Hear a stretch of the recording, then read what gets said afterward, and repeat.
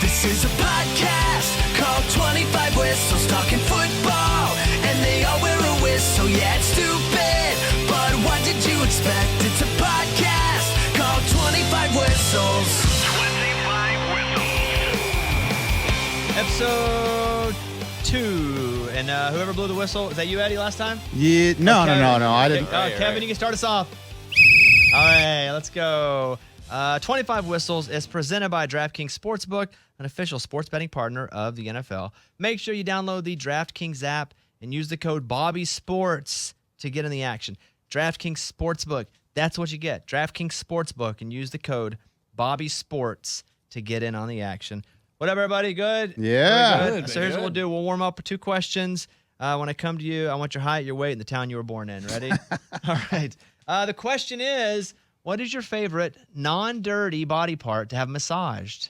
Of all your body parts. It can't be a dirty part. Whoa. What's your favorite non-dirty part? I tell you why, because I got a massage yesterday. Okay.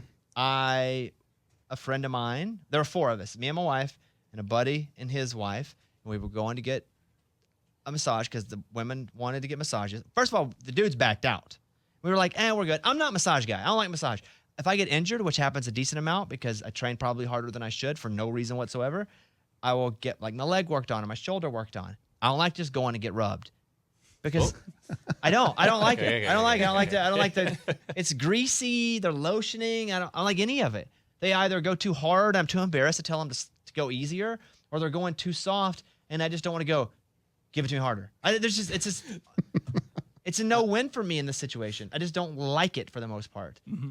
So I go in now and they'll be like, what are the areas you'd like to have rubbed? And I know my areas now, and I will tell them, focus on this. And I always wear a watch. I need to know where I am in the massage too at all times. So the watch I have on now is glow in the dark as well. It's a nice watch. That's not relaxing to know the time. Like, you got to just enjoy it. I need to know the time everywhere I go all the time. I know, but I need to know the time. I need to know how much time is left. I need to know if I'm having a good time. I got to brace myself because it's about to be over. I need to know if I'm having a bad time, that it's going to be over in this many minutes. Yep. Like, that's me all the time. I always got to know time. I got to be places. And so my buddy goes, I don't want to get a massage. I don't like massages. I'm like, thank God. And so we cancel it. We cancel our part of it. We're supposed to do it like 3 p.m. So we cancel our half of it. And so we go and we're doing some shooting, some clay pigeon shooting. And I don't know. I think my buddy was kicking him a little too hard. And he's like, oh, I guess I could go get my neck done. He tells my wife, could you get us back in that massage? And I'm like, no! And so we go, and he's really nervous. He has crazy anxiety. He gets in his own head about massages. And so he texts like 1 minute before the massage and goes, I don't think I can do this. And I'm putting my phone up in the locker right in this house. I don't want to have to talk him down. I don't give a crap. I'm just going to go and get it over with. And so I can hear him in the room next to me talking to the person the whole time. So I'm trying to get relaxed. And I'm like, all right, I'm going to go ahead and get to it.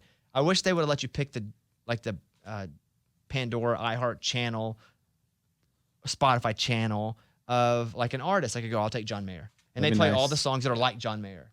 But they don't. It's always like Enya with an extra flute. Yeah. Yeah, they should let you So choose just your let music. me pick my John. I'm not going to pick every song. I don't need an aux cord.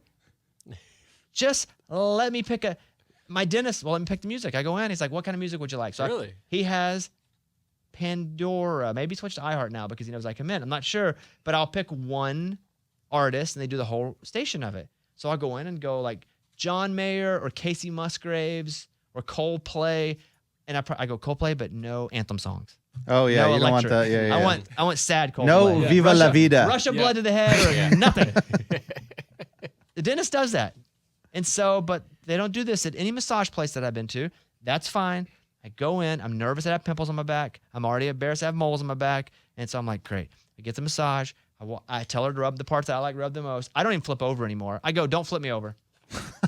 Because that never feels good. Yeah. I don't like it when they're up top of my chest. I don't like it. I don't know what they think feels good about that, but it doesn't. Nothing. I don't like any of it.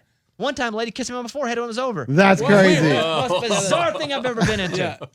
And so I go in, I get done, I walk out, and I'm like, okay, that felt pretty good because they just stayed on my parts that I liked. And so my buddy comes out, and I was like, how'd it go? He goes, well, it was better than I thought it was going to be. I was like, well, he thought it was gonna be terrible, and he goes, well, it was only pretty bad. And I was like, good for you, growth. Right? Like that's good growth. But I heard him talking the whole time. He'd be like, yeah, so my neck hurts. I can hear him through the wall because his voice is so deep. And so I came out and I was like, I wonder what body part the guys like to have rubbed. So that's the question. Favorite, and don't, I have to say What? non-dirty. I'm not going to say it anymore. Yeah, I just we don't know. need somebody to go, Well, there. my inner thigh. We I don't know. mean that. We my know. wiener. Go a little higher. Yeah. Non-dirty body part. I'll go first. All right. Bobby Bones, 6'1.5". I'm not going to go full 6'1". Got on pretty short shoes today. 6'1.5", 170, born in Hot Springs, Arkansas. My favorite, my hands and my feet. The very outsides of me. The worst. My hands and my feet. I spend all day there. And I can't tell them that because I would. But I'll go, what parts do you like? I like, I like my hamstrings and my calves. You can do my neck a little bit. But if you really focus on the hands and the feet, and then I'll throw in and scratch my head. Yeah, a little head scratch. But that's it for me. Adam Hambrick. Adam Hambrick, 5'11" and a quarter, $170, straight out of Corinth, Mississippi. And man, I've got 2 massages in my life. The surprise was always how much I enjoyed my forearms. But your wife though can do it too. It's any part from anybody. Okay, that's fair. No, I'm just gonna stick with the two professional massages because that seems most appropriate to the conversation. I'm gonna go forearms because I didn't expect to like that, but That's bizarre. after I know weird. it's Bizarre. weird, but I was like thinking about because I'm ticklish. So when they start working on my back, I'm like, am I gonna like crawl out of my own skin? And I was like, no, that wasn't bad. And then they worked through, but then they got to my forearms, and like I guess I just like walk around with my fists clenched all day or something. Because like when she got done with my forearms, I felt like a new man. It always looks like that meme where he's holding his fist to the sky. All right, kick off, Kevin. You? All right, 6'2", or well, we're being honest today, right? So Yeah. 6'1.5", but 6'2" with shoes on, so we'll call it 6'2". And about 210, 215 fluctuate. Bragger. And I He's think- bragging. Strong. Fluctuate. Strong. Yeah, he's like, yeah, go ahead. I'm trying to think of where I was born, to be honest with you. I don't know for What? sure. I think it's Chino, California. I think it was Chino. And then massage, it's for sure the back. All about the back. Every time I go in there, hey, just stay on the back. Don't a little neck, little shoulders here and there. But other than that, can't do the feet, can't do the hands, none of that. Eddie? It's generic. Yeah, producer Eddie. I'm 6 foot, 180. Definitely on the high side of 180 there. Low side of 6'2". But I'm gonna say that the scalp rub is where it's at. That's a good one. Like when you get that scalp rub, like a deep rub in the scalp, I'm like, dude, I start shaking like a dog. I'm like, You start kicking? Yeah. That's I what start Stanley doing does. that. Mike D, last one. Mike D, Waxahachie, Texas, 175-ish, 5'8". I would have to go the feet. I've never had a professional massage, but my wife will massage my feet from time to time. You've 'cause never had a professional massage? Never. Would you accept one? No, I don't think I would. No, I think you have to accept one. Yeah. I think I have to, and I'll pay for it. I would like to send Mike to a masseuse and then have him report back on this show. Yes. Oh, it's like Gotta my have it. nightmare. It is. It sucks. Yeah. It sucks. I don't like it either because I'm always embarrassed of my body. That's what it is for me. I think I could. Like, you're a hairy guy too, Mike, right? Oh, yeah, chest hair out like crazy. But I imagine, like, when I had my butthole ripped and they had. What? When I ripped my butthole on the Peloton, you know this. Yes, but you just say it like it's no big deal. Well, I had to go. They've had to have seen every kind of butthole, right? They've seen them big, small. They've seen them shaped. They've seen them probably squared. They've seen every possible butthole. I have not And heard so this story. I go in and I have to tell myself that they've seen it all, bud. I'm telling myself that. Call myself bud. Bud. I said they've seen it all, bud. So go in and have a good time. And so I go in and I bend over and they do it. You know, they don't make a big deal about it. She doesn't. What if she did? She was like, wow. Oh man, never Oh, seen that golly. before. That's a weird one. Like, this is the 1%. So, Mike, I bet you that is what it would be like. Like, they've seen all the buttholes, Mike. So they've All seen right. everybody. Would you? I'm not gonna make you do it, but would you do it? For the experience, because I've never done it, I would do it. Okay.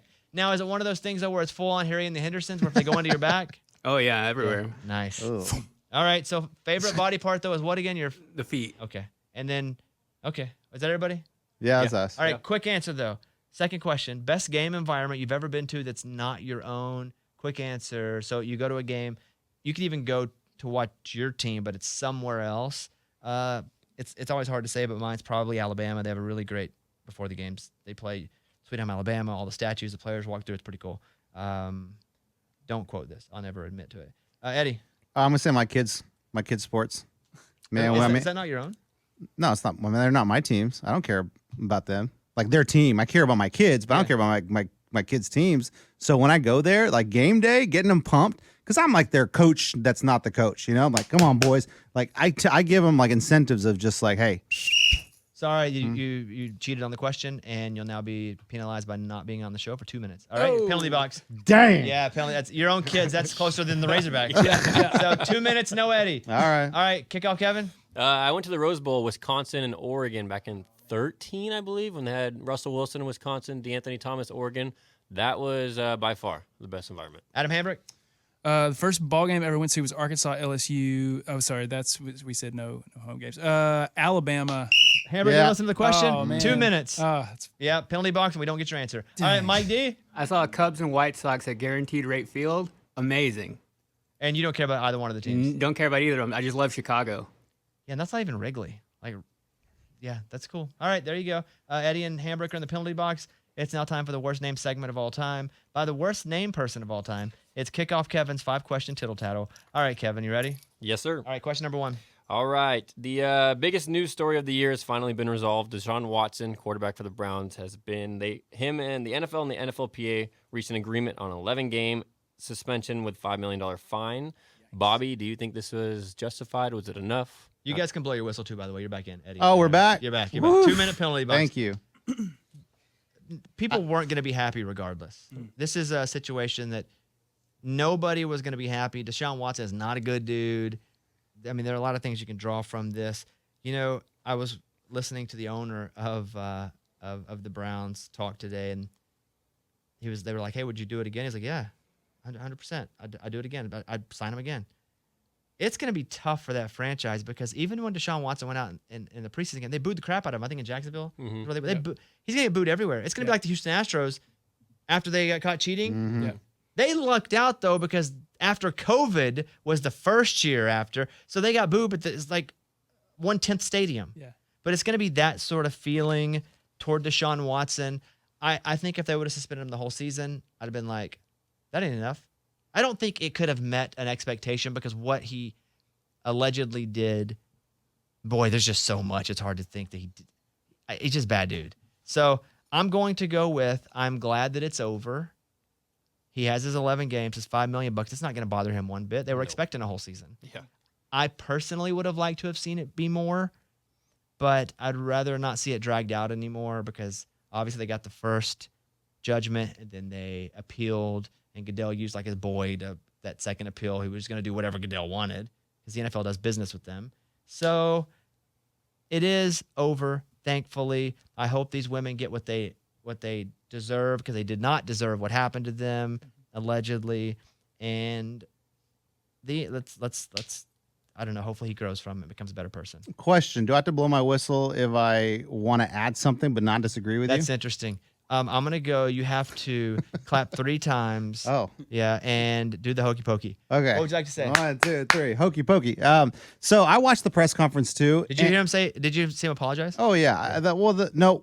Deshaun? Well, so I have I have audio too. Go Oh ahead. no, Go I ahead. was watching the owners talk, and it was interesting the angle that they were sticking to, which was, I want to support him, and he's shown that he's committed to change and do therapy and all that. But what I want to ask committed you, to Bones, change. So they're saying he needs to change. Yeah. Yeah. I want to ask you, like, at what point when you do a press conference like that, do you think you should just be like, all right, we want to win. Like, obviously that's kind of our priority.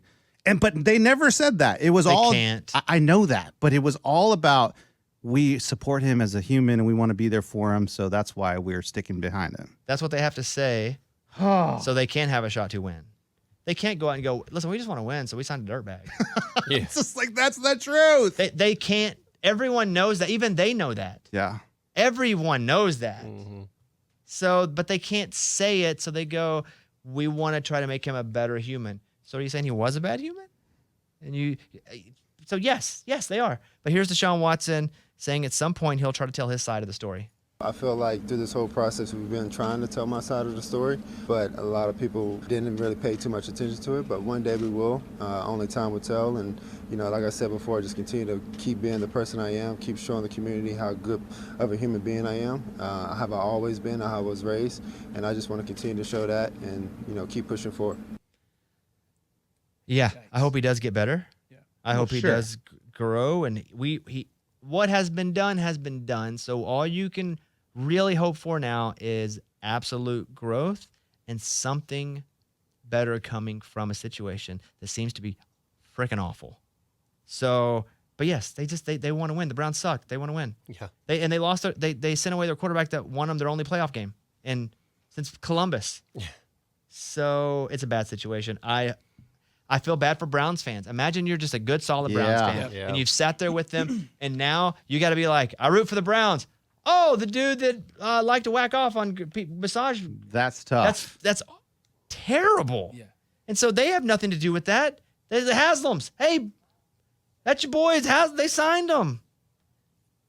It's bad all the way around. It reminds me, not the same, but just the feeling of when I felt bad for fans was Sandusky, Penn State, Joe Paterno, where awful.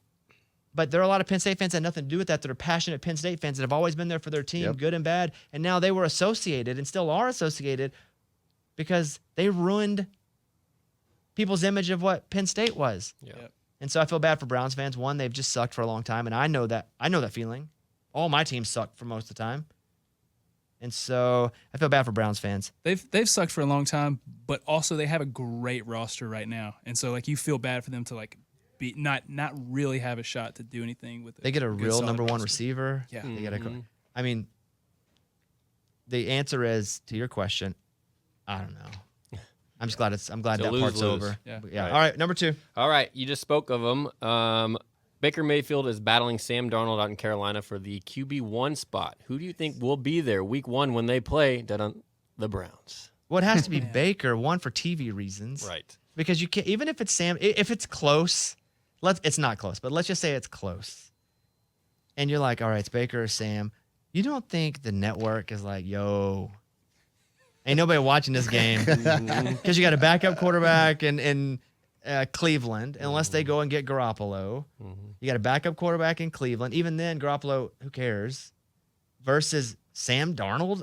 Yeah. Like, nobody's going to watch this. I mean, more people watch a snake in the grass. You know what I mean? Yeah. Hey, good. They should. Yeah, I should. agree. They That's should. right. And so it has to be Baker for that reason alone. But Baker is way higher upside. The ceiling is way higher with Baker Mayfield. And again, I'll say it. I'm a Baker supporter because when he was healthy, he won. He was not healthy last year. Yeah. He played and he fought through. He probably shouldn't have because I think that's hurt him in the eye. He may not be the best teammate. I don't know what it's like in the locker room. I don't know. But I think Baker Mayfield gives you a much higher ceiling than Sam Darnold because we've seen Sam Darnold with the Jets and Carolina, and he has not been able to do that. Sam Darnold does not excite me. Baker Mayfield does, at least. But I like Baker. I'm a Baker guy. Yeah. So I'll go Baker. All right, next up. All right, Lamar Jackson said he will cut off contract talks by week 1 of the regular season. If you were the GM of the Ravens, would you be doing everything you can right now to try to get him signed or just wait till next offseason? I'll go to Adam on this one first. Adam, what do you think about Lamar Jackson? Man, Lamar Jackson is the second most exciting player to watch in the NFL to me, behind Patrick Mahomes. I love watching him do what he does. He's been the most exciting thing for the Ravens last few years.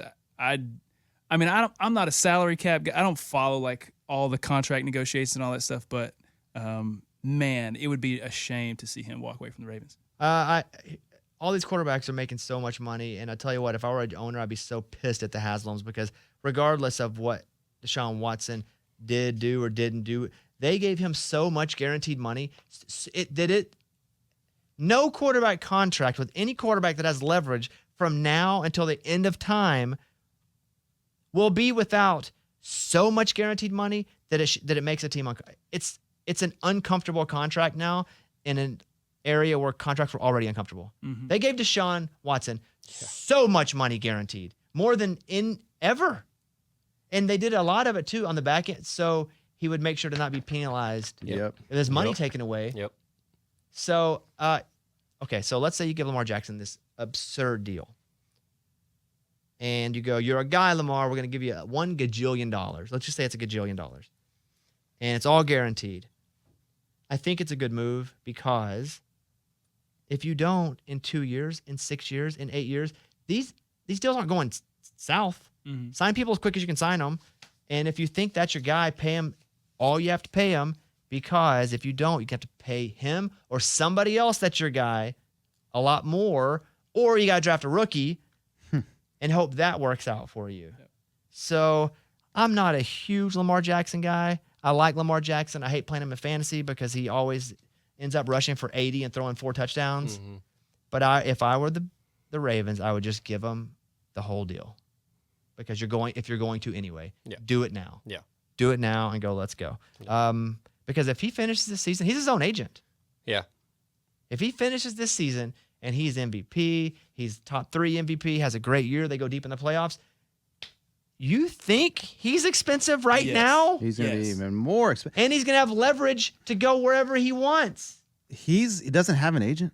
He's his agent. Him and his mom. Wow. Oh, that's awesome. Huh? That's baller. That's a lot of money to keep in your pocket. Yeah. And I'm not saying they don't have consultant and people and lawyers. Sure. But he's his own agent. That's cool. It's crazy. I didn't know that. And the difference would be, I have an agent. Anything I do, You're looking at him. They get 10%. Producer ready. Now, once your deals get to this level, it's not 10% anymore. Yeah. It's 3. It's 4. You also negotiate with your agent what they're going to actually take from you. But that's still a significant amount of money over the time of a contract like this. But you can also, what I do is I will hire attorneys to negotiate things and pay them hourly if I think that it's not even going to get close to what I would pay them if they wanted a percentage. So that, my assumption is what they do. Because they don't know the legalese. I'm assuming, let me just assume, because I don't. I shouldn't put that on them. But I assume a normal person that hasn't gone to law school doesn't know all the legalese. Is his mom in the biz, or is she just mom? I don't know. You may. I think she's mom. Yeah, I think she's just like awesome. Yeah. That's She's crazy. got time on her hands, and she's like, "I'll help you out." Like, my mom's smart and cool and all, but like, she wouldn't be my agent. If he's your guy, go ahead and make him your guy right now and pay him. All right, next one up, Kevin. All right, the AP poll came out this week, and there were some big names left off, and they include Texas, Florida State, LSU, and Florida. So my question to you is, do any of these find themselves ranked at the end of the season? And if so, who's going to be ranked the highest? Well, let's do this. Let's go around the room then. Who do you think of the unranked teams that he mentioned will be ranked the highest at the end of the year? And what are the teams you mentioned Can we again? say them again? Yeah, Texas, Florida State, LSU, and Florida. I don't think it's LSU. I think they will be good again. Mm-hmm. But I don't think it's LSU this year. And I think they'll surprise a couple people. Dear God, don't let it be Arkansas. Probably, I hate to say it, but it's probably going to be Texas. I do. I think Texas is going to be pretty good. They got him a quarterback, we think. Texas is just strong all the way through, the 1s and 2s. I know they disappoint every year. But I'm going to go Texas. Adam? Man, it's gonna be tough for me not to say Florida. I don't know. I just I like what they I like what they are looking at in the East more than I like what Texas is looking at in the Big 12. Florida's got the whole roster from their coaches from Louisiana. Yeah, Billy Napier. Yeah, Tech. That's it. Right. He took that. Wait, Yeah. it was like, okay, let me get my transfer guys. He took a couple of his old guys. Yeah. No, isn't he Off from a really good Isn't he team. from Louisiana? Yeah, Louisiana. Is that Like what it not is? Tech. Okay. I think he's just from Louisiana. Okay. But because they won big, they were ranked for some of the season last year. Yeah. But you're gonna go Florida. I'm gonna go Florida. I like the road in the East. I just think they're going to show up. They have talent. I don't think it's going to be Florida State. LSU's in the West, and Texas. I just can't bring myself to put any faith in Texas. So, Eddie? Yeah, I have no idea, so I'm just gonna go Florida State. Like, why not? Hey, ACC dude, they suck. yeah. Who cares? Yeah, just for that. I mean, if Adam's going SC East, you go ACC. That's Right, the whole. let's go. That's everything. Coin flip. And all right, finally, go ahead, Kevin. The final question? Yeah. Okay, sticking in college football here, despite playing or never playing it down after signing an NIL deal, LSU quarterback Miles Brennan will be able to keep all of his earnings after choosing to retire from football this week. So, Bobby, could you see this starting a new trend of companies that are signing these kids to, put some verbiage in there that ensures that their investment is carried out by these athletes? So I will speak to this as someone who has done multiple NIL deals with athletes, probably 10. I don't do them for 4 years. I don't sign an athlete for any longer than, we can say, a year if we'd like, because if that's what you're like, I'm going to give this kid an NIL deal to help me represent my business, also help the program. Like, you don't know if they're going to leave after their sophomore year, if they redshirt. You know, I think the baller players will have the leverage to go, I'm going to go where I get a guaranteed 4-year NIL. And if you're not a baller player, let's say you're a good 3-star, even a 4-star, you can probably get a good yearly NIL. I just think the bigger players will get to demand the longer, you don't want to call it a contract. It is a contract, but it's a different kind of contract. But they will, in my opinion, they will be regulating these in the next couple of years. Mm-hmm. All of these questions on, because here's the truth too. You could basically, I just had a call with I called the University of Iowa. I was talking to them about a kid who was on our show, or the radio show. I was like, hey, we saw him in the news. Want to do an NIL deal with him because he represents my clothing brand does. Now, I have no tie to the University of Iowa, but I thought what the kid did, he stopped on the side of the road. He helped a woman. He made the news. He's a freshman. He's not even going to play except special teams. Mm-hmm. I said, I want to do this deal with him. And they were like, great. And I could have said, I think I give him $5 million. And I just need one post on Instagram. And they'd have been like, all right, there you go. That's not an Iowa thing. I think just basically you can go, here's a bunch of money, and just say whatever, little or big, and there's no rules. Mm-hmm. So I can see this being a conversation with athletes now because of this, and being used like, hey, I can't give you a 4-year deal. One, you're a 3-star athlete. You're a 4-star athlete. I can give you a 1-year deal because look what happened with Miles Brennan. Yeah. I think this will be that point until it's all reset anyway. But the NILs, it's awesome right now because there are no rules. Yeah. Not for me. I'm not saying it's an NIL doer. I'm saying that now as somebody who just loves college football. Yeah. People are all upset about it, but any change at all always makes people upset in anything that's known because of their tradition. Mm-hmm. And that's what's happening here. All right. Thank you for the tittle tattle, Kevin. All right. There you go. Hey, we have Dan Orlovsky coming up in a second. He's awesome. ESPN NFL analyst. We got to thank Kickoff Kevin for roping that one. Kickoff Kevin chased Dan Orlovsky. How? What do you mean chased him? Well, I went to his house. Yep. Oh, yeah, like that. No, he got his number somehow, and then Dan was always great, but Dan works for ESPN, and speaking to somebody who works in a big corporation, he had to go, let me go to my PR. Then they were like, he's got to cancel, and Kevin just stayed on it. That's awesome, man. Voila. Yeah. Dan Orlovsky. So here we go. By the way, fun facts about Dan Orlovsky: 12 seasons in the NFL as a quarterback. He's been with ESPN as an analyst since 2018.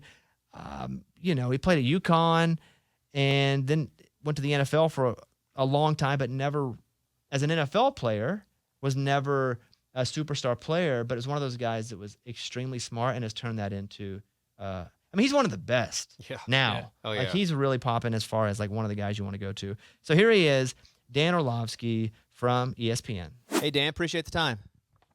Good to be with you, man. Thank you for having me, dude. Where are you? Wherever you are, it's like a beautiful Norman Rockwell picture right now. Where are you? Yeah. So we're in a beach town called Seattle City, New Jersey. My wife's from the Philadelphia area, so she grew up kind of going down here. So we go here every summer. Dude, is life for you just awesome? I mean, obviously you play in the league, but now it's like you're blowing up bigger than ever before, and it looks like you're just doing something that you love more than you ever have. Yeah, it's been a really fun, 3 or 4 years. I have an absolute blast doing kind of what I get to do. It's become like a joy of mine, It's become very much so a passion. It fits my personality too really well. I remember being a kid and everyone used to always like mock me, being like, dude, you like being the center of attention. You like being the center of attention. I think that's why I gravitated towards playing quarterback. It's certainly something that kind of fits the role that I get to do now. Are you ever surprised by what actually goes viral? Like, are you like, I can't believe that of all things is the thing that's being picked up and going viral?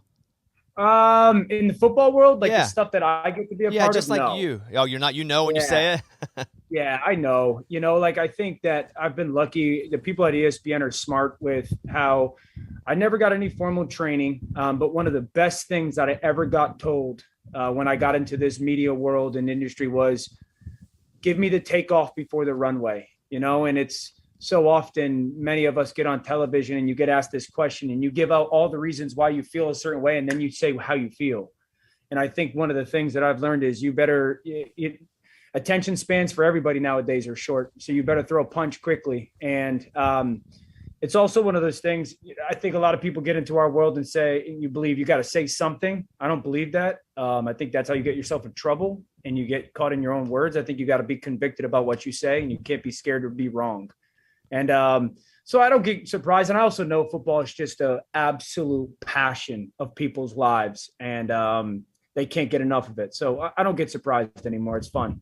I do want to spend this time we have together talking about quarterbacks and only quarterbacks because, again, this is basically the biggest part of any NFL team. And there's so many stories going into the season. And we can start with Matt Stafford, who, is dealing with the tendonitis or whatever it is that we're reading he's going through. Like, what do you know about Stafford's status and how it's, affecting them as they try to repeat? Yeah, I can say this. Usually Matthew and I go on a golf trip every year after the Super Bowl gets done. And he did not come this year, mainly because he was busy playing in it, but also, the elbow, he had said he was going to have something to get done with it. I probably talked to him like a week ago and he was like looking forward to the golf trip next year. So, I take that as everything's going to be fine with the elbow. I try to avoid kind of getting too deep with him when it comes to that stuff because the respect of the friendship, but I think it's one of those things that he'll be really smart about. The Rams will be really smart about it, and they'll be smart about it leading into the season and through it. I think that they're the best team in the NFC. I think they're the team that everyone's got to go chase down to go win the Super Bowl. And the addition of a player like Allen Robinson is going to completely make their offense even more different. Last year was really cool to watch, to be honest with you too, just as a guy who watched him. Bobby, I'll tell you this, man, like my favorite part about him as a person was for years, a decade, dozen years, that dude had every reason to point the finger at somebody else, to blame somebody else, to drag somebody else down. And he never did it once. And I think that's my favorite quality of him. And I think watching him do what he did last year, that's what made it so nice. When I've read any articles about his injury, and again, it's just reading articles, it's a tendonitis is brought up a lot. Is that something that had it happen to you? Is that something you have to manage all year? Like I got tendonitis in my shoulder and I was doing a TV show and it hurt me for 4 months because I never had time to recuperate. I was doing a physical show. Is that a pain management and managing thing for all season? Yeah, for sure. I think it's going to be something like he doesn't throw on Mondays. He doesn't throw on Tuesdays. He probably doesn't throw much on Wednesdays and just rehabs it, takes care of it, works through it, probably throws Thursday and Friday pretty good. And kind of you manage your way through it. And not only the week, but you manage your way through the season. You might be a little bit light on the reps that he takes in September and October, knowing November and December, you're a good enough team that you should get into the playoffs and then will be paramount for your seeding, your performance. So yeah, you just got to manage it and it'll be important for everything. The rehab, the prehab, the post practice care of it. And he's really, really, really premier with that stuff, man. Like he takes care of himself at a really high level. So it's stuff you got to pay attention to it. You got to respect it, but I don't think it's going to hold him back. Let's talk about Justin Fields for a second, because when the Bears, when they hired a new coach, I guess I expected them to hire an offensive coach, and they did not as a head coach. And they've got Justin Fields, who this is a big year for him as far as development goes. Do you expect them to take a step forward with Fields, or is it the same Bears? Yeah, I think it's a step back, candidly. I don't think it's a year for Justin Fields in his development, Bobby. So they have the worst situation for a quarterback in the NFL. And my biggest issue and fear often is taking these young players at that position and putting them into the role where you expect development and winning. That's so hard to happen at the same time, because development at the quarterback level from college to pro means you often have to break bad habits while building new good habits that are going to be required in the NFL world. That takes thousands and thousands and thousands of reps. And then when you have the pressure of, hey, dude, you got to win us a game on Sunday because our jobs are dependent on it, you revert towards those bad habits. And not only that, I often say at that spot, like, don't expect progress without equipping me with the necessary tools. They have one of the worst offensive lines in the NFL. And I'm going to say this, in probably the last 10 years, their number one receiver is a 5th-round pick, Darnell Mooney. Good player, but he's not a number one in the NFL right now. So I think it's going to be a really difficult year for Justin. And my hope and prayer is that no one judges him till 2023 when they're a little bit more supportive around him. Talking about quarterbacks and receivers, kind of the same question about these two guys whenever it comes to Aaron Rodgers and Pat Mahomes, and they both lost their number ones, and so they're both trying to figure out who's their new number one. Like in Green Bay and in Kansas City, like who do you see stepping up, or who do the quarterbacks want to step up and be their number one? Yeah. So my answer is interesting. I think the number one in Kansas City will be their offensive line. I think they're just going to be different with the way they operate. You know, this will be the best offensive line, or one of certainly in the NFL. I think they'll be a little bit more run centric. They'll call a little bit more drop back pass for Patrick and just give him multiple options rather than, hey, we're going to try to get the ball to Tyreek Hill or Travis Kelce. And they've got really 6 deep with guys they can get the ball to. I don't know if they'll have a number one. I think their number one will revolve week by week by week. And then in Green Bay, yeah, I think the number one that they hope for it to be is going to be Allen Lazard and Christian Watson, their second-round pick out of North Dakota State this year. That's the situation for me, I think, is Green Bay is looking at the 2019 San Francisco 49ers. Dominated on the ground, played great defense, and they needed a quarterback to make one throw in the playoffs, and he couldn't. That's the post route Jimmy G to Emmanuel Sanders that he misses. And I think the Packers are going to go, that's the way that we want to play football, and we have the quarterback that will make that throw. So I think the guy in Green Bay is Allen Lazard. It's just going to look different. Lamar Jackson, you know, there's obviously the contract situation. What's he going to do this year especially? Like, you feel like this is a year for Lamar. Do you feel like he's ready for a big year? Is this setting him up for it? Yeah. If I don't gamble really. If I had $2,000 to throw down a long shot MVP guy, it'd be Lamar. Bobby, last year, 12 weeks through the season, this was the MVP of the league. They were the number one seed in the AFC, and they had the worst historic injuries in the history of the NFL. That's how good this young man is. So I think the thought for Lamar is, and that's why the contract's going down right now, is like, why would I sign for what I don't want? If we stay healthy, I'm going to have an incredible year. We're going to be a really good football team. We have the chance to go to the Super Bowl, and then you got to pay me whatever dollar amount that I want. You know, everyone says this like, hey, man, Lamar should not play this season without taking his money, because we all fear these catastrophic injuries to quarterbacks. Dak Prescott became the highest paid quarterback ever the offseason after he dislocated his ankle and tore every ligament in it. Aaron Rodgers got a $140 million contract extension when he played 6 games one season. And Drew Brees got $70 million from the Saints coming off of reconstructive shoulder surgery. Quarterbacks are paid for their body of work, not for what you've done for me lately performance-wise. So I think he's going to have a monster year, and I think he's going to get a lot of money, and he's worth it. We got 3 questions. I want to go to Derek Carr, who not only has Hunter Renfrow, obviously, who had a big year last year, but also Devontae, who I'm watching all the practice. I'm seeing what they want me to see, obviously, but he's just destroying. Like, do we expect the Raiders to be a lot better with the addition of Devontae? Offensively, they'll be a top 6 offense in the league. Team-wise, I don't know, dude, because their secondary is still so unproven. And I got to see the way Josh McDaniels coaches, and obviously their division is brutal. They'll be one of the most difficult offenses in the league to stop. I do not think it's as easy as a lot of us are making it out to be. It's hard when you have, 3, Darren Waller is one of the best. Hunter Renfrow, one of the best. Devontae Adams, one of the best. So how do we use those guys to make sure everybody's playing to their strengths? When I was playing with Calvin Johnson, it was one of those things where Calvin wanted to be on the side of the field by himself. Just put Calvin over there and we'll figure everything else out. I don't know if Devontae wants that, because in Green Bay, they moved him around a lot. So I do believe that they have to work through that, but they'll be a really, really dominant offense. Russ in Denver, is this set up for him to have a reset and a big rebound with that team, or are we getting a little hyped up for it? No, I think so. That's my team to win. That's my pick to win the division. That's been my pick since they made the signing of Randy Gregory. I think it's the only offense in the division that can do whatever they want, given whatever they need to. When I say that, I mean, if they have to run the football for 40 times a game, they have the people and the scheme to do it. No one else in the division has that.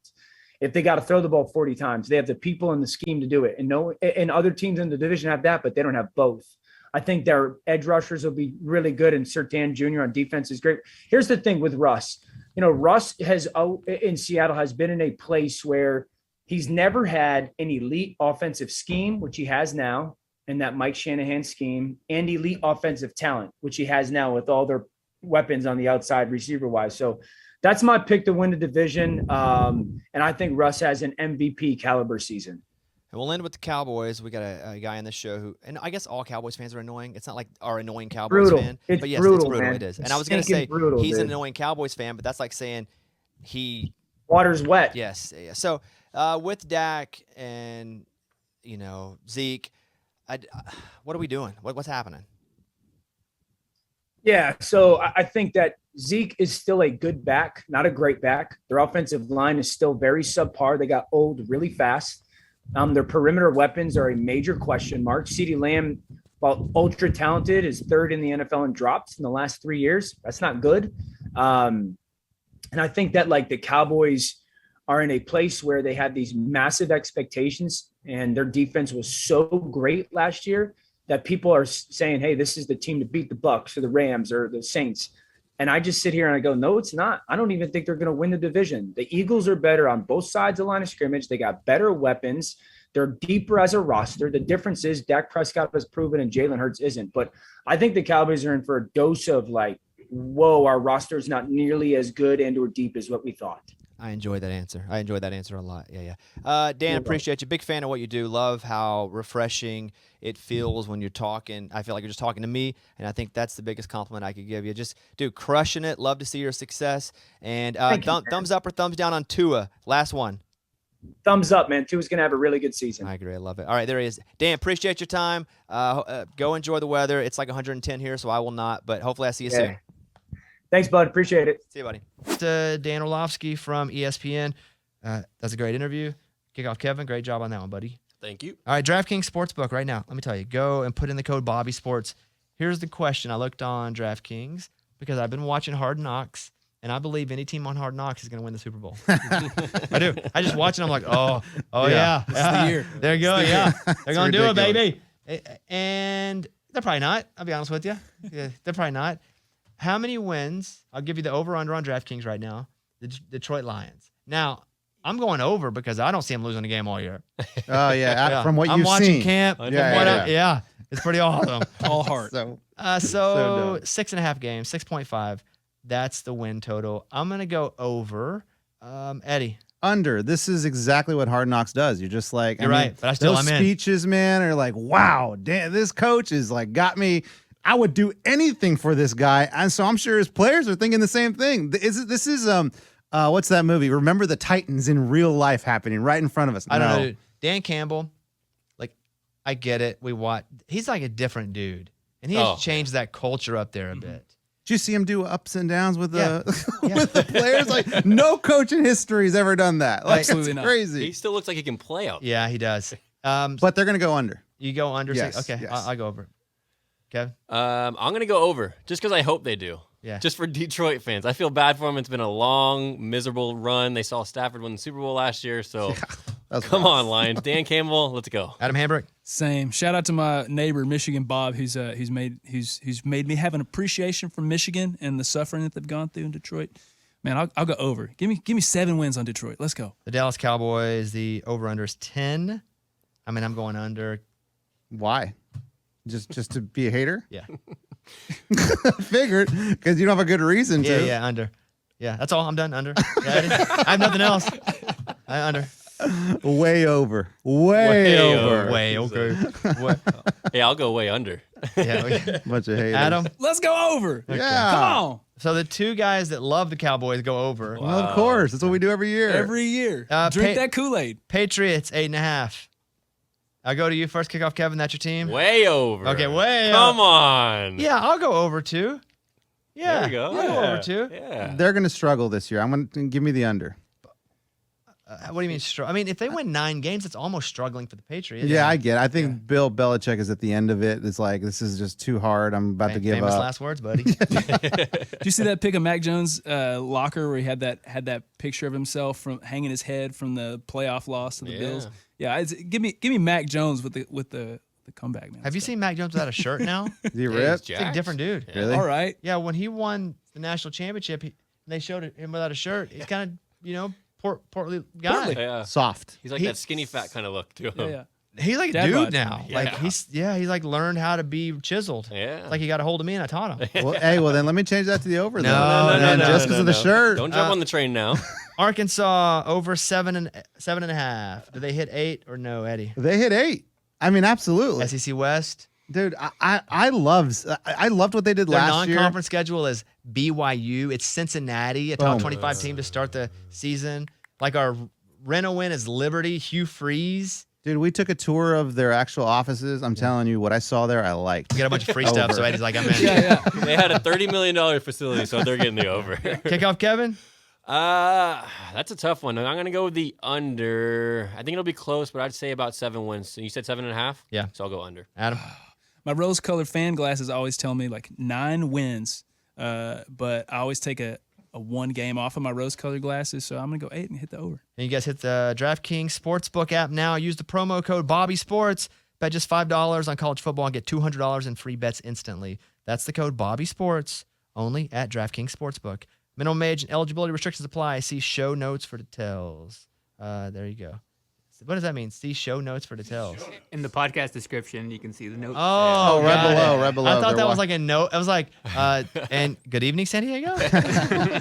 When I read the wrong, I thought that was just for me. All right, so DraftKings, awesome. All right, here's what we're gonna do here. We'll go around the room. Which sports story do you genuinely care about the most right now that doesn't involve your favorite team? Kickoff Kevin. I'm going to go with Aaron Rodgers and the Packers, him calling out his young receivers a couple days ago. And I'm all about, of course, holding guys accountable, young guys especially, bringing them up. But to do it publicly, I just think is wrong for him to do that. Him to come in here and just call them out publicly. I mean, it's only going to make them, I feel like, be a little more nervous, play more nervous. You can do it privately in the locker room, whatever. So. Maybe he has. We don't know. We're Maybe not he in has. there. Rodgers is an Yeah. odd dude. But yeah, I think that's what it is more than anything. It's just Rodgers being another thing of Rodgers. Do you And not you're like dude, Aaron Rodgers? I do. It didn't sound like you do. He can't One even of say those, I do. like, it's one of those like the more he plays, the more I don't like him. I've always liked him, but like as his career continues, I'm just like, dude, you're just too much now. I don't think I'd like to hang out with him. I don't think I want to be his friend. But I like that he does his own thing. I do like that straight about up. him. He I agree. he's got the they say walks to the beat of a different drum. That's like a beat not on time. It's just he's beating the side of the drum. He kicks the drum sometimes. So I like that about him. And he's also the best. I mean, except for Brady, probably the best quarterback in the past 15 years. Yeah. The most consistent, for You know? sure. Okay. Aaron Rodgers. Adam. One thing I'm really excited about, haven't watched it yet, but the new Manti Te'o doc that just I had a came friend out said it was really good. on Watched it. Netflix. You watched it? I watched it the other night. Legit? It's unbelievable. So I always loved watching Manti Te'o because he was like a big Hawaiian jacked version of Rudy. Like he had that same heart, but he could actually go, and he was like just taking people's head off, but like absolutely the nicest guy, and like anybody that you talk to from Notre Dame, they would just like go to the wall for Manti Te'o. And then when that catfishing story came out, like he got just brutalized. And it was it was kind of funny because he was like the media darling. Yeah, it was funny then. Yeah, it's it was funny then. definitely funny. But Because he was a guy who's about to be rich, and we were like, Yeah. we're not rich, so we want to laugh at you. Yeah, That's yeah. really all it was. Yeah, Yeah, totally. much. People love to see him fall down, and then they got embarrassed in the national championship game, and It's very sad. it was pretty tough for that guy. How good was it though as a show? Like, would my wife like it? Because she doesn't know Yeah. the story. Yeah, and I didn't know. I mean, we don't know the ins and outs until you watch that and you realize like it's sad. Yeah, It's like on his end, and then even the person that catfished him, they're very remorseful towards him. So it's really good. She would like it. I got catfish, so I'm like, I don't know who to root for. Like, I was catfished a couple times about the same time. So I was like, yeah, sucker. Eddie? Well, we've talked about Deshaun Watson, but I love watching how the NFL deals with it and all that. And I think the buried headline here is that they gave him 11 days, 11 games, yeah. 11 games suspended. Well, who are they playing week 12? The Texans. Oh, and I've my. always thought, like, how are they coming up with 11 games? It's crazy. Guys, we've been fooled. What's the Baker Mayfield, Sam Darnold Yeah, question? It's yeah. like, if anything, if it's close, it's about TV. Yeah. Yeah, that's, yeah. I don't know, something I just thought of, and it's Where been are they interesting. playing that game? Do you I know? think in Houston, I I think it's in believe. Houston. Oh, man, they're going, oof. That's going to be ugly Yeah. for him Yeah. for two reasons. Yeah. One, the human reason of, we've been reading a lot of bad stuff about you. And two, you were here when you did it, and you left, and we hate you. Yeah. So, I mean, that's perfect. Primetime TV. And the Browns are going to be the villains, and it sucks for them. I know, it really Yes. does. Imagine being his teammate. Yes, That'd be tough. Who's ever hated the Browns? exactly, because there's no reason to. No reason to. And now it's like we all hate the Browns. Golly. Okay, finally, mine is NCAA football. It won't be that anymore. Like they had meetings where the the presidents were like, we may not want to be under the NCAA anymore. And why that is significant is all sports are under the NCAA. But what happens is after the season is over, when they go into the bowl games or to the playoffs now, that's run by college football. The CFP or yeah. So they do some stuff out of the NCAA, but those are governed by different folks. Interesting. So now the presidents are going, yeah, we may want to get out of the NCAA. NCAA still exists, but they make most of their money from football, and who knows who gets to leave the NCAA and is it the SEC, Big 10, Big 12? Is it the big conferences, but then some of the lower Division I schools stay? You're just going to see a lot of changes the next few years. I'm here for it. I love change because if you hate change, you're just going to get even more mad because it's going to happen regardless. Oh, yeah. So that to me is really interesting to see what happens in college football. But I'm also college football is my favorite. Yeah. So I'm all for it. Do you worry that it's going to make you like the game less? No, Like, the is game there- will be played the same way. Yeah. The games of all my shirts. Listen, we're rooting for a piece of clothing. Yeah. I think it was George Carlin who was like talking about baseball teams. He's like, we root for laundry. These people aren't from where we are. Yeah. They're not. They're just our. They don't care about the Yeah, city. they're like or the state. they're wearing laundry that we root for our own laundry. And so for me, I just root for the team that identifies with the land that I grew up in. Yep. And I will. If they said, well, Arkansas is an NFL team now, I'd be like, well, that sucks. We're not very good compared to NFL teams. But I would still root for them because I identify with that. That's where I grew up. So no, I'm going to root for Arkansas regardless of what league they're in. I'll be passionate about it. The end. That's and money's not changing anything. They were just getting it in different ways. Yeah. Before. I I can't believe players are getting paid. Yeah, I have friends that are players that used to get really, really paid. You just never knew about it. And since it wasn't legal, some schools wouldn't do it, and those were the schools that were abiding by the rules but weren't good.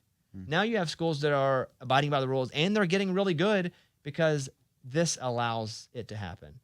And yes, it is unfair, but it's a capitalist world where this happens everywhere. It's not just college football. Yeah.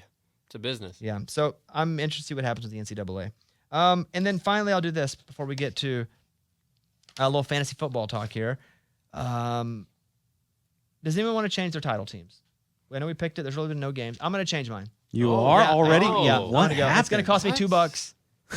I just felt really guilty, so I'm going to Arkansas. It's only $2. I knew it. It's been eating at you for a week, huh? In the shower, I was ashamed of myself. And I was like, it was $1. Just pick Arkansas. And so I hate myself. And so I'm going to go ahead and double up and I'm going to move off Alabama to Arkansas. So I'll put $2 in the pot now. Okay. All right. $2 And now more. you're out of Alabama. Yeah. I still have Alabama, and I think. Yeah, roll tide, baby. Yeah. Okay, so here, you two. Kevin. Yep. So there. And by the way, Madden Football 23 just came out. Did you buy it already? Yeah. I wish you guys played. We have a league. Did you It's buy awesome. it for everyone? I did. How'd you know that? Somebody told me. I bought it for everybody in my league. It's just to make sure everyone plays with them. Here's the thing. Amazing. Here's the thing. My league, bunch of hardworking friends of mine. Oh yeah. And Blue maybe- collar workers. And maybe they don't have $100 to go at a random Tuesday, and they already get in trouble for playing video games. So now they got to tell their wife they're spending money on something that they already are in trouble for doing too often. And, I do pretty good. So I bought everybody in the league their game. And I was like, you don't have to tell your wife. You just keep getting in trouble as you are. It's There's no amazing. reason to amplify it. And here we go. So Good job, dude. Thank you. Friend of the year. No, I just wanted to play. I didn't want them in trouble. Okay, Faraz Saddiqi, awesome. He's at Upperhand Fantasy. It is my favorite account to follow for fantasy football. Upperhand Fantasy, and it's fantasy football time, and we're talking about it here. So here we go. First of all, congratulations! I just saw you had 100,000 followers. It's awesome. That's a big deal in the fantasy world. Thanks, man. Yeah, no, it is. I'm pumped. You know what's funny, man? Like I've never celebrated these following counts, but like for 100K, I'm like, you know what? Like I just wanted to like make sure that everyone kind of, gets their flowers. You know what I mean? As far as like the whole community and all that, you know. Well, it's a big deal because, especially if you're trying to be a legitimate guy, and like, first of all, yours is the best. Like, and I look and watch and follow and subscribe to certain different things, and I just found you on Instagram because I'm a big fantasy guy, and I went through and listened to you and watched your and I was like, man, Faraz is so good. And so congratulations. And one, I'm just super pumped to have you on because I feel like of all the guys that act like they know what they're talking about when no one actually does, because again, it's fantasy and predicting, like, you know the most about something we actually don't know anything about. You know what I mean? Yeah, no, I appreciate that. No, exactly, right. And what I pride myself on is just being able to just take in new information, and sometimes it contradicts what I believed before, right? So just it's a continually, moving thing throughout the offseason. So I appreciate that, though. His Instagram is Upperhand Fantasy, but nobody on this show can follow him. Okay, if I see you guys following him, you're out of here. It's only for me. He's only mine. I'm very territorial now. So I have some questions for you. And a lot of them are general because here we are. We're getting close to draft season. I mean, if you draft now, that's probably too early, especially with these preseason games. You hate to have an injury before your season starts. So, but we're getting to that point where a lot of the draftings happened. And when I'm looking at the first round, and it looks to me mostly, and I want you to correct me or tell me I'm an idiot or agree, but the top 4 spots generally are the running backs. If it's Jonathan Taylor, and then it could go to McCaffrey, Derrick Henry, Eckler, and then there's kind of a break, and it's like, do you go receiver? Do you go another running back? So just talk with me and give me the top 5. That's why I want to go 5. The top 5 running backs that you would take in the first round of the draft. Believe it or not, I'm perfectly fine going Christian McCaffrey number 1 before Jonathan Taylor. Like, I totally understand Jonathan Taylor was a number 1 running back last year, but if you look at all the previous, overall number 1 running backs, they did a lot better than Jonathan Taylor. So obviously, because he finished first, a lot of people want to put him first this year, but I am chasing that upside, with Christian McCaffrey and what he showed. But yeah, so I got him. I got JT number 2. I got Dalvin Cook number 3. He has his own little, injury risk as well, but Austin Eckler and Derrick Henry round out those top 5. So you got 2 guys that it's all a risk, but you got 2 guys that are again coming off injury issues. McCaffrey, last year you drafted him number 1, if you did, and most people did last year, and he was out most of the season. And then again, Dalvin Cook, where he catches the ball a lot. So if you're in a PPR league or a half-point PPR, those are points there as well. But again, both of those guys coming off injuries, and you are saying that you would still take them in the top 3 picks. I don't know if I'll take him in the top 3 picks, but in terms of my top 5 running backs, like, you know what I mean? Because and just to say, like, I do like these top 3 wide receivers this year. These top 3 wide receivers have ridiculous amount of upside, right? And I'll say this, between Dalvin Cook and Christian McCaffrey, I honestly think that Dalvin Cook is more of an injury risk than Christian McCaffrey with that shoulder. So then let's do this then. Give me your top 5 picks. Anyway, we have to roll through the whole thing, but I could be a little confused. I thought because I would go, if it's me, I'm an idiot. I'm going running back, first 2 rounds. I'm an idiot, and I'm scared of wide receivers because I just don't know if they're going to get the ball. And so many times, like, I just need 3 catches, and I don't even get that. Where I know some running backs are going to get some carries. But talk to me about what you would do. Let's do first 6 picks overall. Yeah. So I have Christian McCaffrey, Jonathan Taylor, Dalvin Cook, Justin Jefferson, Jamar Chase, and Cooper Kupp. So I actually have 3 running backs there, and I have the top 3 wide receivers in there as well. So I guess that answers the question about the wide receivers. So you have Jefferson at number 1, is that right, in your wide receiver pool? Yes, sir. Justin Jefferson, followed by Jamar Chase, followed by Cooper Kupp. And I know a lot of people are going to be surprised about Cooper Kupp being number 3 after the monster season that he just had last year.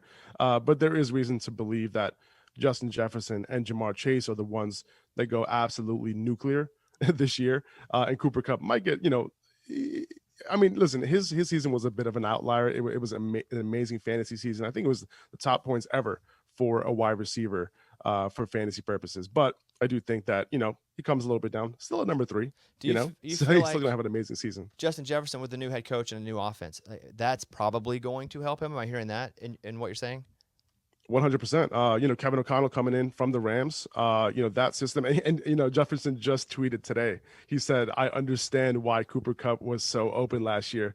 And he credits the system, right? And we're going to see Justin Jefferson in the slot a whole lot this year, a lot more than we saw last year. And he's going to be going up against linebackers and safeties. So, it's wheels up for him.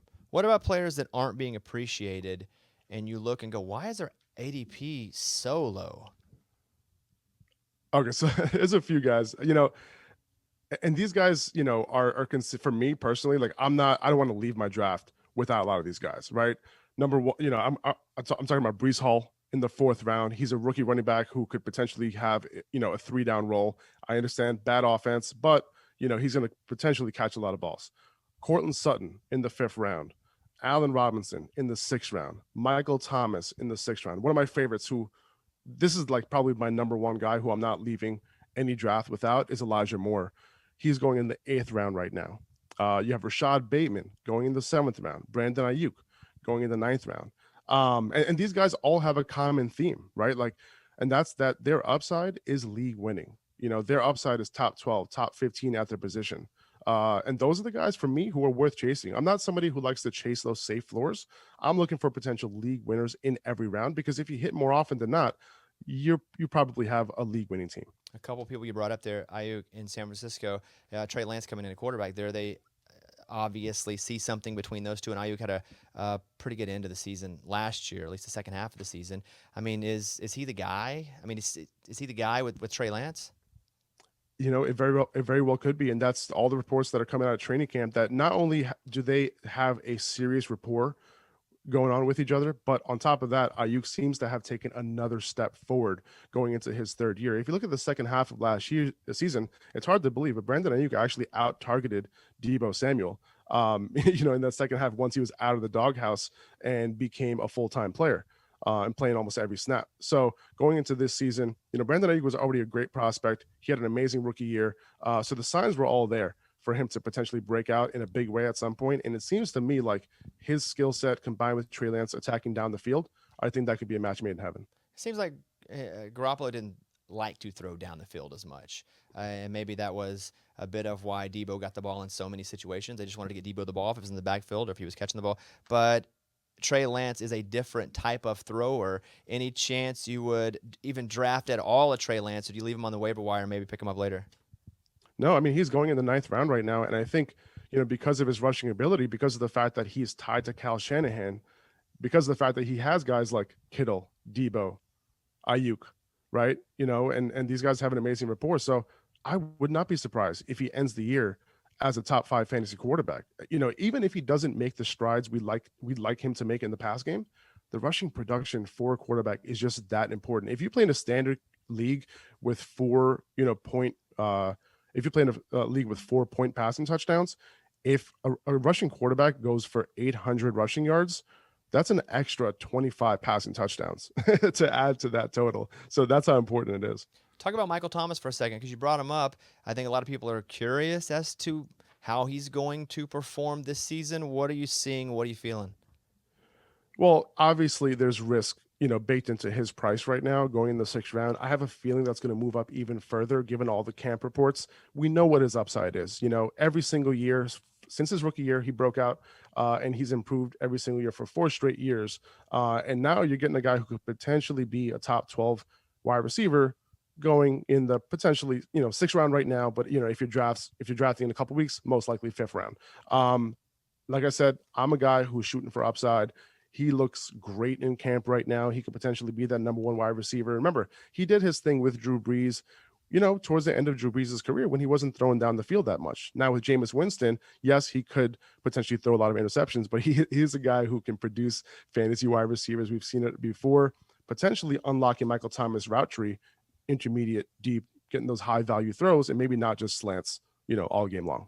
This will be the last thing I ask you about the wide receivers here, but with Devontae Adams now playing for the Raiders and Hunter Renfrow basically being that number 2 guy, but I would assume there's still some good value in Hunter Renfrow because he's falling a bit and he's still going to get some looks. That's my assumption, but I'm not the expert here. How do you feel about that situation with Devontae and Renfrow?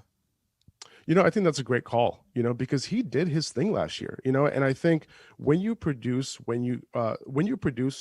regardless of whether who's around you, when you produce, not all wide receivers can say that, right? Like I totally understand the point where, when people try to say that, well, he only produced because he was the only guy there. However, that happens to a lot of wide receivers and they don't end up producing. So I can totally see him being, now I don't have him ranked too high because I do think Devonta Adams is going to get the lion's share of the targets. However, we've seen Josh McDaniel's system, produce a ton of slot wide receivers, right? Whether it was Danny Amendola, whether it was Wes Welker, whether it was Julian Edelman, we've seen that, throughout his entire career. So I can totally see him outplaying his ADP in a big way. But yeah, he still has to compete with Darren Waller as well. So this is a situation where the targets can be spread out a little bit. That's why I have a little bit of reservation for Hunter Renfrow. But at the same time, we know that he's talented and he could potentially produce in this system. Give me 3 players that you feel are a little overvalued for whatever reason, and they're probably being drafted a little too high. Number 1, I have Nick Chubb. I understand he's one of the best running backs in the league for sure, but he's going off the board in the middle of the second round. He's not involved in the pass game at all. He still has Kareem Hunt there. Yes, there is a possibility that Kareem Hunt ends up getting moved where, Nick Chubb would definitely move up for sure. But not involved in the pass game. His ceiling is a little bit capped because of the fact that Kareem Hunt is there, because of the fact that he likely won't be seeing 20 plus carries a whole lot. Antonio Gibson in the 4th round, even early 5th round. He has Brian Robinson there, potentially, stealing carries on early downs, potentially being the main goal line guy. Gibson had that role last year. He might not have that role this year. Then you have J.D. McKissick playing on passing downs and being the primary pass catcher there. So it seems to me that Antonio Gibson might not get a whole lot of high value touches this year, unless we see an injury to one of those running backs. J.K. Dobbins, another guy around that same price tag, early 4th round, early 5th round. J.K. Dobbins coming off the ACL injury. I know that he's potentially going to be ready for week 1, but coming off the ACL injury, we don't know who the primary goal line back is going to be between him and Gus Edwards, because we've seen them rotate that role in his rookie year. In his rookie year, he played so well. He's a very, very talented back. However, he didn't see more than 15 carries that entire season, even with injuries in that backfield. So I feel like there's a few red flags with J.K. Dobbins, not involved in the passing game at all. These are the type of guys that I like to avoid, especially when they're going in the range of some really, really good high upside wide receivers. Drafting, it's always sexy to pick a rookie that you're like, oh man, they're going to crush. But more times than not, I've been disappointed with rookie production. I think the one rookie I drafted that ended up being really good for me was Najee. Other than that, it's always been hit or miss, or mostly just miss. Now we look at the rookies coming in this year: Spiller in Buffalo, Treylon Burks in Tennessee. You could go Pickens. Like, what rookies do you think are worth drafting mid to late round because you think they will actually have production? Yeah, I think Breece Hall in the 4th round, that's a solid pick just because, he's one of those guys who could potentially have an every down role. I know Michael Carter's there, but Breece Hall is somebody that is a potentially special player. And these type of players usually don't go in the 4th round. And I like to target these young, running backs who have elite profiles when it comes to athleticism.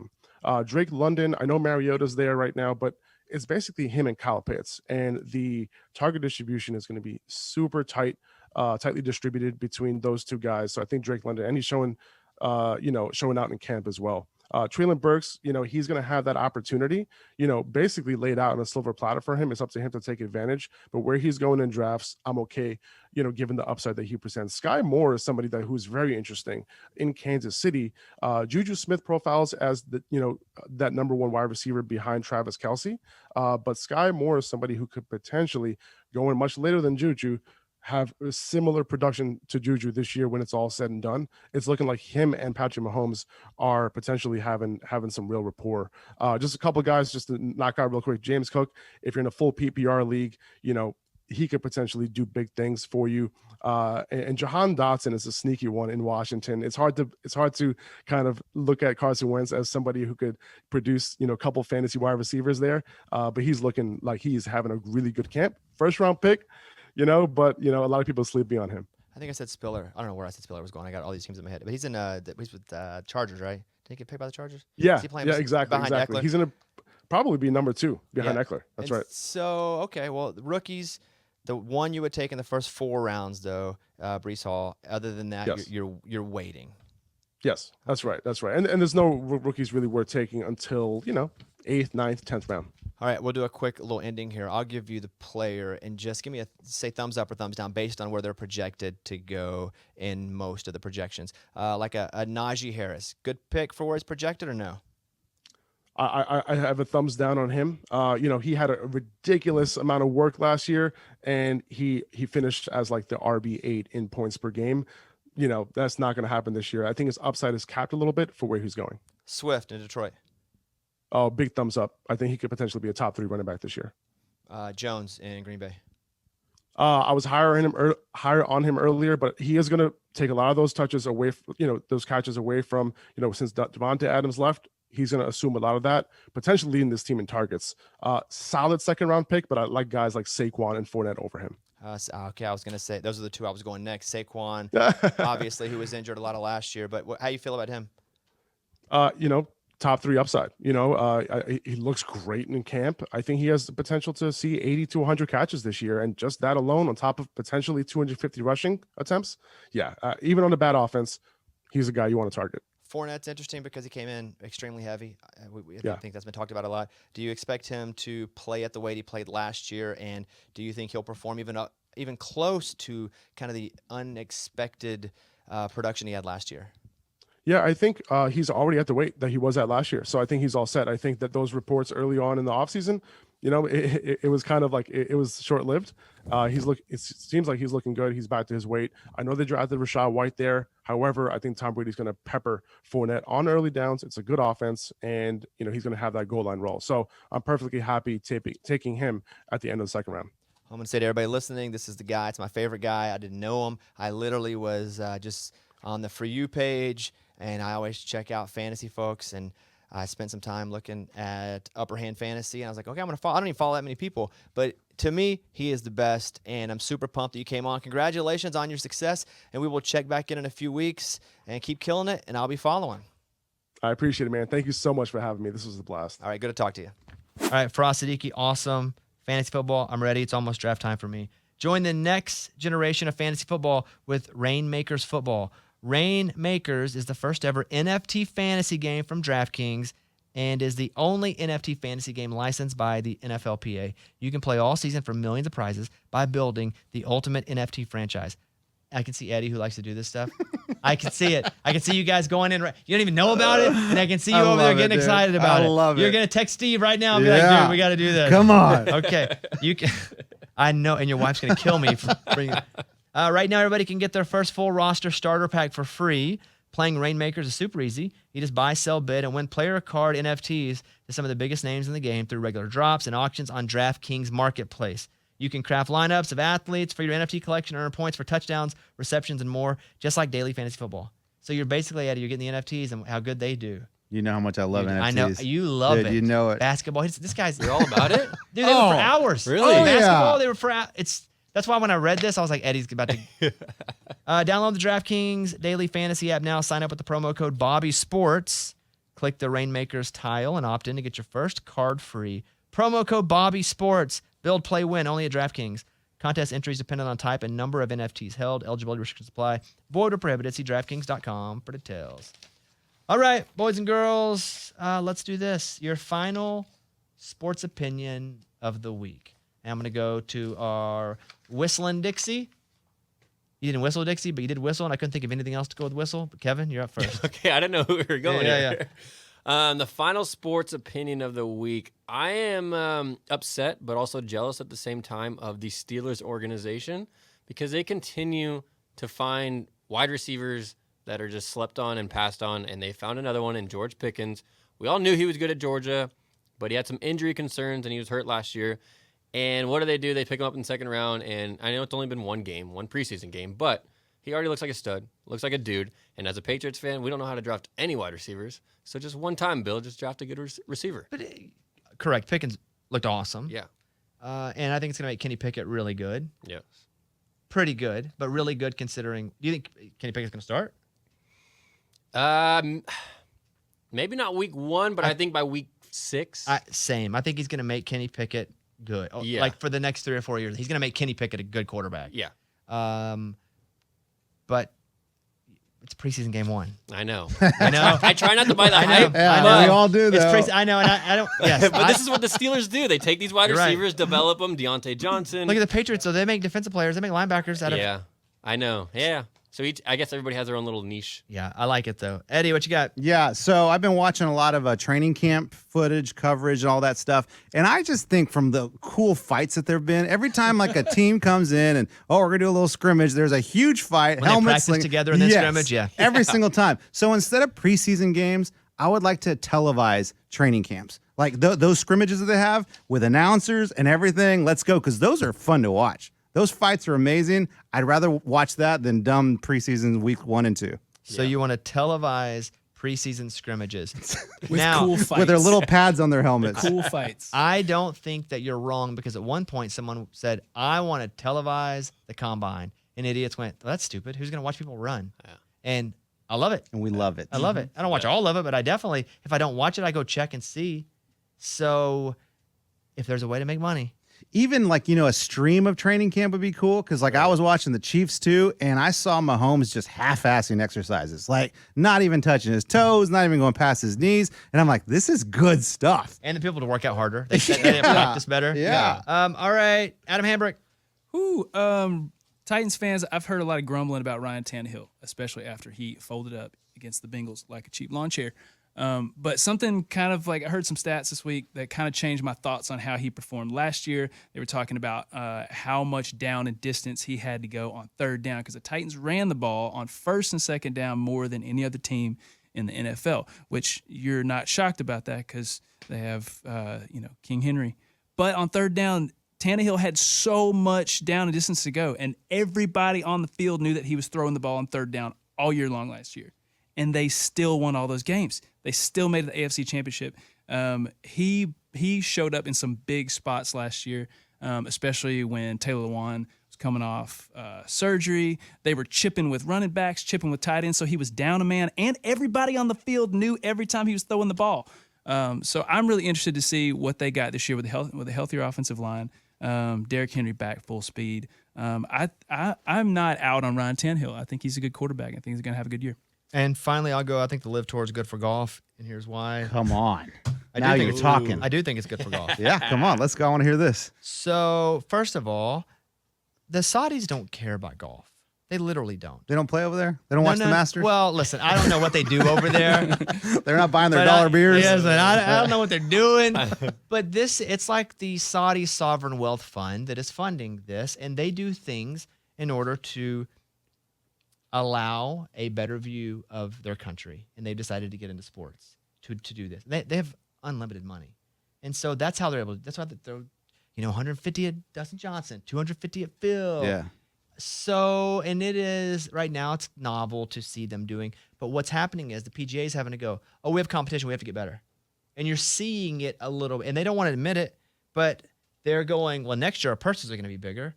Well, they're seeing the Live Tour, which by the way, by them making it better, I'm not saying the Live Tour is awesome because I think that is some bad money right there. The PGA's got some stuff to work on too. Every business does. That's real bad money there. That's like 9/11 money there. That same money funded what that is. So, but what's happening is if we're just looking at golf, they're going to make the PGA have to learn to be more competitive and more compelling as an organization. I don't think the Live Tour is going to be around forever either. I think it's a novel thing. It'll be around for a few years. It's gone. We'll remember it. We'll remember a few. Phil Mickelson will always be associated with going to the Live Tour. Yeah. But I think just for golf, I think it's good for golf because you get better because of competition and somebody pushing you. Now, are they going to try to make money from this, or are they just cool No, giving these guys a lot of money? Their money is like the currency they're making is a better look for Saudi Arabia. They're going to need more than like just that's what they doing want. golf. Yeah, they don't care. Way more than golf. Yeah, that's not. They have billions and billions and billions of dollars to Money throw at isn't this. a thing, Yeah, so yes, they're not making dollars, but what they want, they're getting, which is maybe people go, no, Saudi Arabia's not so bad. Yeah. Because that's the goal of this. They do other things too, but this is how they're doing it in sports. What sucks for us is we don't get to watch like Phil and a lot of the. I mean, I don't know. There aren't like huge names, but if you are a Dustin Johnson fan, you don't get to see him unless you go to YouTube and watch live. I don't know anyone watching. Unless I this was stuff. watching a major anyway. Yeah. I wasn't seeing any Dustin Johnson anyway. Oh, I was, man. Yeah, but I'm you're putting- gambling putting- on that. putting crap. $1 on Dustin Yeah, Johnson. I know. So I guess if you're on DraftKings Sportsbook at 2 a.m. trying to get your fix for the next day as they're, playing in Omaha. Yeah. And then the Stake Open. But I think for golf only, I think the Live Tour is great for golf because it's making the PGA have to address some things that they didn't have to address because they had no competition. And so the PGA will now get better. Listen, Tiger flew. I think him and Rory flew in. Tiger got in his own car, drove over to this meeting, and was like, F them. Like, they had the big meeting like 2 days ago. And you see Tiger land getting his, what's his brand? It was a Nissan. He has it was it's whatever you wrecked in, right? But that's his Genesis? endorsement. Genesis. What is his company? It's a weird. You'd think Tiger would get like a Porsche or something. It used to be Buick. It's not. I think it's Buick. I Yeah, think is it's it Buick? Okay. Whatever it is, he gets in like a mom car, and you're like, he's getting paid so much for that It's a mom sedan. car. It's a soccer mom car. It was like a silver SUV soccer mom car. It's a Buick. Is it Buick? Yeah. Yeah. So that's my opinion. I hate the Live Tour, and I hope it burns. And I do think it's making golf better because the PGA is having to correct some things they would have never had to correct otherwise. All right, that'll do it, folks. Mike, if you want to hit the music there, let me thank DraftKings, our great, wonderful sponsor. And Eddie's going to go check out Rainmakers Football for sure. I'm already on it. And DraftKings Sportsbook, and we just encourage you to please use that promo code because it helps this show. It funds this show. You know how Saudi Arabia gets the Live Tour? How? DraftKings funds this. Bobby Sports. Bobby Sports is the promo code. So thank you guys. We will see you next time. Thanks to our guests, Faraz Saddiqi, excellent fantasy football guy. Follow him, Upperhand Fantasy, obviously, and Dan Orlovsky, who's awesome. We got really cool guests coming up. Do I want to say, Mike, who we have coming up or no? No, you don't have to. Okay. But let me just say one thing. His name rhymes with Rontana. What, are you serious? No, I'm not at all. Oh, I'm not at all. dude. I'm not at all. Maybe though. That would be amazing. That'd be the dream guest. Oh So my that's gosh. the dream Said you're a get Niners before the fan. season's over. No, I'm for not a Eddie. Niners I fan. thought you were a Niners He fan. was Yeah, as a yeah, kid. yeah. He loved Joe Montana. That's why I said that. Exactly. So if we get him, we'll try to get him for you. That'd be cool, dude. All right. We will see you guys next week. Bye, everybody. Wait, we We're didn't blowing blow the a whistle? whistle. Oh, hold on. We're still on. You still rolling? Hey, Mike, forgot you the still- whistle. Yeah. Are we still rolling? We're still Sorry. rolling. Second episode, man. We got Second 24 episode. left. I got to pick somebody who won. Remember? Yes. Yeah. Okay. This is the 24th episode. The person who's blowing the whistle today. Man. Who would The that? MVP. Ooh. Yeah. MVP of the show. Hey, Kevin can't blow it every. Why not? Wait, no. I mean, Yeah. every week he's gonna blow 25 whistles. He could. He's good. He may That's have a lot for one man. He may be the whistle leader. Right now he is with one win. Let's go. Okay. I'm going to say today's whistler will be